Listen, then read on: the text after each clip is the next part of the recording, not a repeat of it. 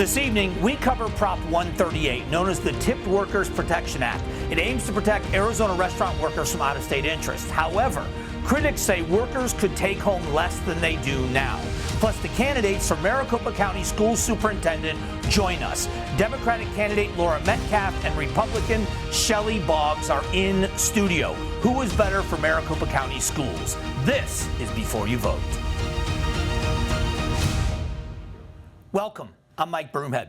Today we're talking about the Maricopa County School Superintendent's race. Full disclosure, in this race I have endorsed candidate Shelli Boggs, but we've been fair to both candidates. But before we do those interviews, we wanted you to know. Before we sit down with today's guest, I want to start off with the latest news both locally and nationally. Presidential campaigning in Arizona. President Obama was here 2 Fridays ago. J.D. Vance was here last Tuesday. President Clinton was here last Wednesday for his first time in Arizona since 1996. Donald Trump Jr. has been here all day on Wednesday, and Donald Trump was here on Thursday. Biden here on Friday. Tim Walz was here yesterday. It's incredible, these visits that we're getting from these candidates. Now, record turnouts in early voting already. This is incredible. We have got a record turnout in early voting because more Republicans are mailing their ballots in, so they're starting to catch up and close that early voting gap. There's still expected to be more Democrats voting early with mail-in ballots, more Republicans dropping them off and winning on Election Day. But we'll see what the balance is when the drop happens at the end of Election Day. And now, some absentee ballots will travel especially far this year. Did you know that Americans who live abroad are allowed to vote in the election? Blake Berman, host of The Hill on News Nation, breaks down how those not in the country will vote in the election. Americans voting from an ocean away. I'm Blake Berman with News Nation. Americans living outside the United States are allowed to vote in U.S. elections through the 1976 Overseas Citizens Voting Rights Act. American voters living abroad cast absentee ballots in their former state of residence. Approximately 4.4 million Americans live abroad. That's according to the Federal Voting Assistance Program, though other estimates do put that number higher. That includes active U.S. military members, their families, and other citizens. For example, in the 2020 election, an estimated 47% of active duty military and 8% of Americans living in foreign countries voted. In 2016, basically the same numbers, 46% of active military, 8% of other Americans who live abroad. By the way, the 2 Starliner astronauts who are still stuck in space right now will cast ballots from the International Space Station. I'm Blake Berman. This is the News Nation Political Minute. You can find more news and analysis from Blake and his colleagues 24/7 on News Nation. Go to nn.com. Now, coming up, Democratic candidate Laura Metcalfe sits down to talk about her election campaign for Maricopa County School Superintendent. We'll be back in 60 seconds.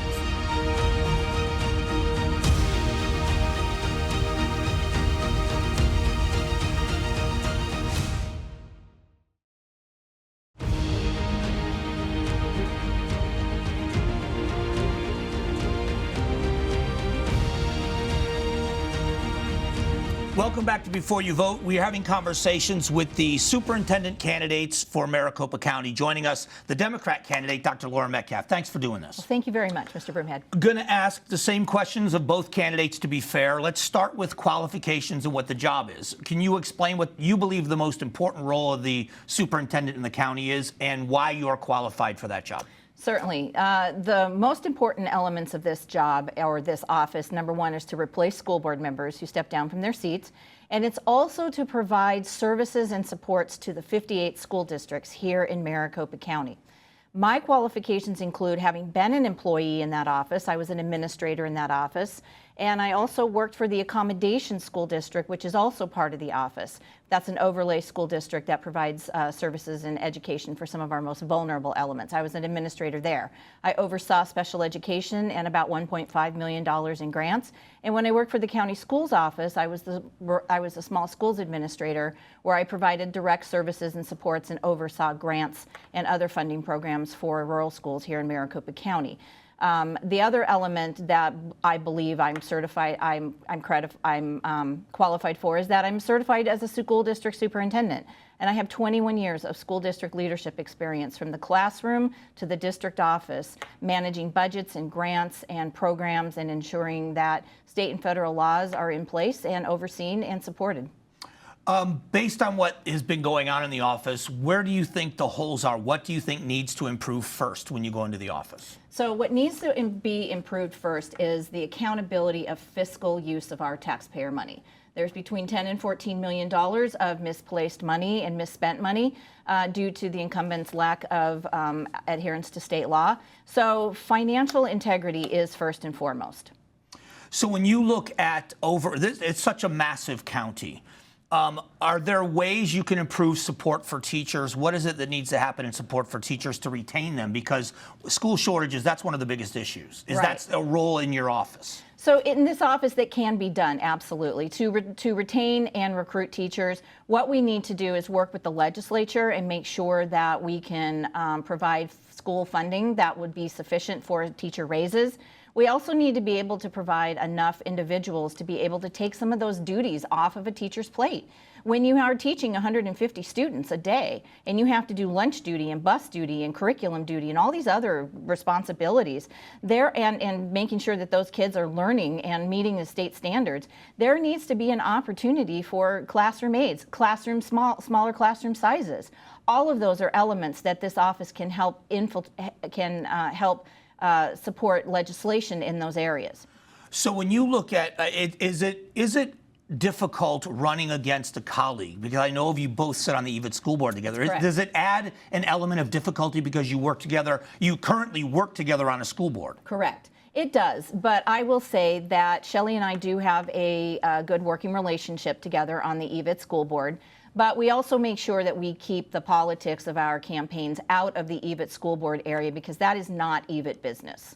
And so once we're able to keep that out and we get to the work of EVIT alone, then we do great things. Would you what would you say are some of the successes that have been accomplished on that EVIT school board? Because I have such respect for the CTEDs because of my background in construction. What are some of the big successes since you've been there? Since I've been there, I think the Hope Tech element has been a phenomenal support for our foster youth. And so being able to take that and then make sure that those students are supported and making sure that they get what they need, but so that they can be supported outside of the foster system has been incredibly helpful. I think the other piece that's been really helpful is being able to push down the pre-apprenticeship programs or the apprenticeship programs down into pre-apprenticeship programs for high school students. We are currently doing that, and I was helpful with that matter as well. And you've been able to reduce costs and get teacher raises. It seems like you've been kind of leading the way on a lot of those issues. Correct. Last question then about this is both of you made a commitment to not go negative. Was that because of your working relationship at Yes. EVIT? And how do you believe that your opponent has kept that promise, and do you believe you have as well? I believe that we have communicated some elements that has been in our backgrounds that voters need to be aware of in order to make an informed choice. So I believe that we haven't been terribly negative, but I do believe that there's been elements in both our backgrounds that has to be put out to the voters for their information.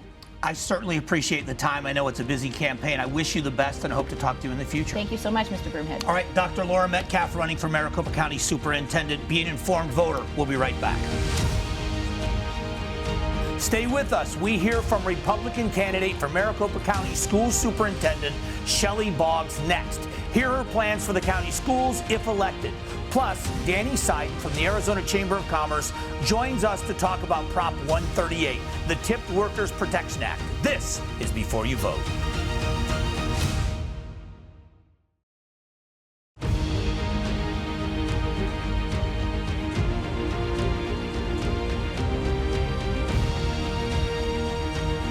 All right, welcome back to Before You Vote. Continue our conversations with Maricopa County Superintendent of Schools, and this time the Republican candidate, Shelli Boggs. Thanks for doing this. Thanks for having me. All right, let's talk about the job. Let's start there. Explain what you think the most important parts of the job are and what qualifies you for that job.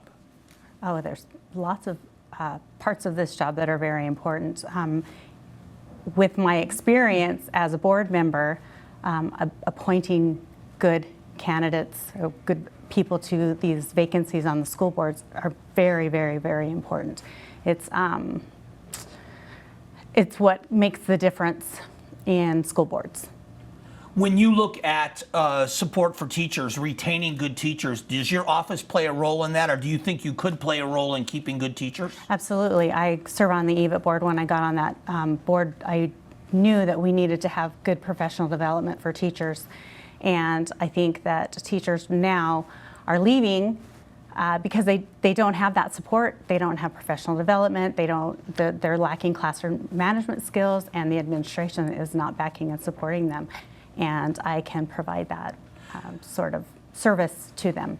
Looking at where the office has been, what changes need to be made right away? First day in office, what changes need to come into that office that haven't been done or have been done wrong in the last few years?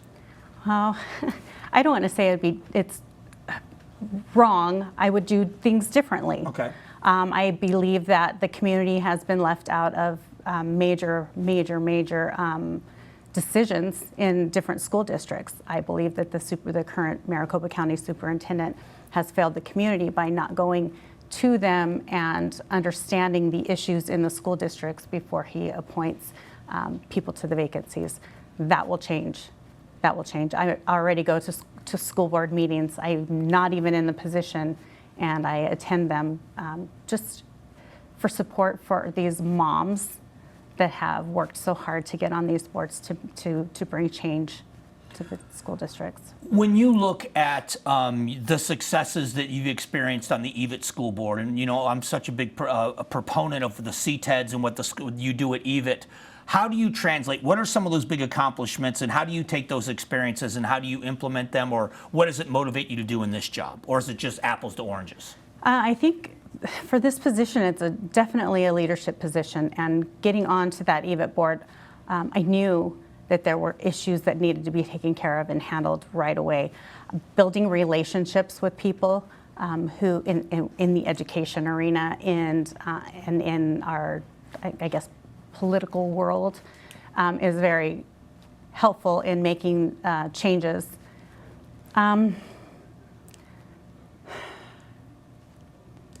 Would you say, let me ask you this, has it been more difficult for you to run against a colleague? Because most people know you and your opponent both sit on the same board together. Does it make it more difficult running against a colleague? It shouldn't have, and it wasn't going to be, but she has made some decisions to do some character assassinations, which we have talked about early on during the primary. That was not going to happen, and she's gone against her word. So I haven't seen her since she's decided to go in that direction. And so, but the thing is for me, I don't do that. I can remain professional because our job at EVIT is to make sure the kids are first. She's made a decision to do something different, and it shows her character. And it's too bad. She doesn't have merit to run on, so she has to attack me. Because that was the last question, was you both made a commitment publicly. You made a commitment to not go negative. Do you feel like you've kept your word in that, and do you feel like your opponent has? I've absolutely kept my word, and it shows. You can go to any social media sites. And she has not. She's recycled old things that were said about me years ago that I debunked. Like, that's been done and over with, and she keeps bringing it back, and she knows we had a very, very thorough conversation about it. She knows it's not true, and she continues to say it. And it's been very disappointing, and now we have to sit on a school board together.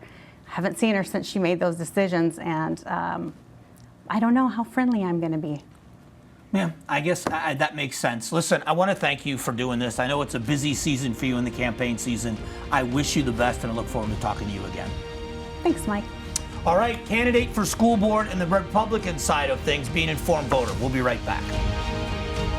Don't go anywhere. It's the proposition that will allow restaurants to pay workers 25% less than minimum wage. The Arizona Chamber of Commerce talks about why you should vote yes. Next, this is Before You Vote.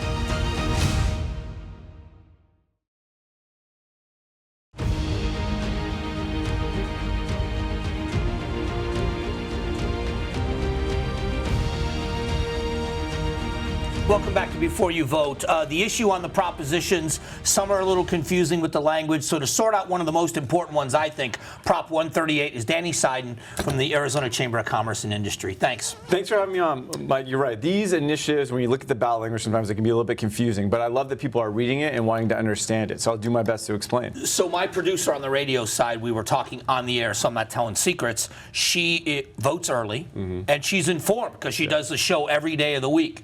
2 hours to fill out her ballot because she wanted to do her homework and research. Now, I don't think a lot of people are going to take 2 hours, but 4 pages in Maricopa County. 2 stories very quickly. This week, Denny's closing 150 locations across the country. TGI Fridays maybe filing for bankruptcy. The restaurant industry has been in a precarious position with food costs and labor costs and everything else. Let's talk about 138, which is the tipped worker protection. What does this mean, and what does the language say? Again, with something like Prop 138, since people are doing their homework, let me take a big step back really fast. So what the tip credit is in general, Mike, is this. A restaurant owner, for any size, what they can do is they can pay the worker an amount and allow for them to collect tips on top of that. They're credited for their tips when they write out their paychecks. Now, that is on average, I think the median for a server nationwide right now is $27 per hour, well above our minimum wage. Right. And so that's how that has worked. Now, if they ever don't hit that minimum wage, so let's say $13 an hour in different parts of our state, $13 an hour, if they don't ever hit that, the restaurateur has to make up the difference. That's the way the business has been run for years. That's the way it's built. It allows for tips to happen. But what's been going on is out-of-state unions. It's never servers, bartenders, actual tip workers. They're not the ones doing this, but out-of-state union workers have been trying to get rid of the tip credit model just to have what they call a one fair wage, because they want everyone to make the same. And they've tried it in Massachusetts, Michigan, and now Arizona. Now, we were able, along with Steve Chukri and the Arizona Restaurant Association, to knock off their attempt to take that away. Then what Steve and other restaurateurs did, they got together with the Restaurant Association and said, we want to make it harder for them to come back to our state and do this again. And that's what Prop 138 is. At its simplest level, it's protecting a tipped worker's ability to collect tips. And that whole business model of rewarding people for their sales and rewarding people for, exceptionalism, helping them to grow. We've said this before. A service worker, career path is very entrepreneurial. You can get cash right away. It's a life-saving thing sometimes for people, and it's a whole career. You can start out as a server, you can go on to be a manager, and then you can own a restaurant. It's a fantastic career path, and they're looking to undermine all that. And the issue for me also is these workers that are counting on those tips, as you said, the cash part of it.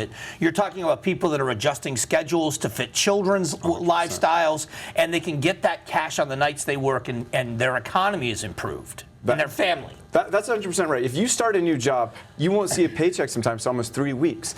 You're instant. You're instant when you're a tipped worker. And that's why it's so important that we protect that. We protect that way of life. And as you said, again, let's just get back to it. Restaurants are closing. I'm a former TGI Fridays server, actually. So it hits a little bit home to hear what they're going through and to see what they're going through. And a lot of that comes from the way the model changed after COVID. A lot of our restaurants haven't really recovered all the way yet, so we should really care about that. But you know what? Those are some of the bigger chains. This really hurts small diners. We hear from our members who own small restaurants in Payson and Pine, and they're saying this is about $250,000 a year to shift this business model. And I don't know why. Nobody wants this. No one's complaining. No one's complaining. Again, if you have a bad actor, the law addresses that. You can go to the Industrial Commission. They'll have to pay stiff financial penalties. But you know what? There's no complaints because restaurateurs want their servers to be happy. They want their servers to make money. The more tips they're getting, the more they're selling, the more everyone makes. That's the way it works. Again, it's a very merit-based system. You can see how passionate he is, and I think he's right. 138 is something we should be voting yes on, and I'm glad he was here. We'll be back.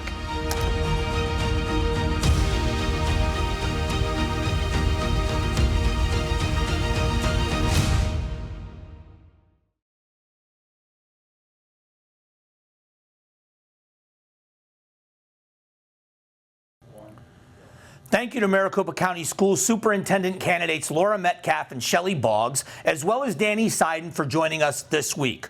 All of our past interviews are on cw7az.com/vote. If you miss an episode or want to rewatch any of them, head over there for more information. The general election debates kicked off at the beginning of September. You can head over to our website to watch all of them as they happen. We will see you next week right here on Before You Vote.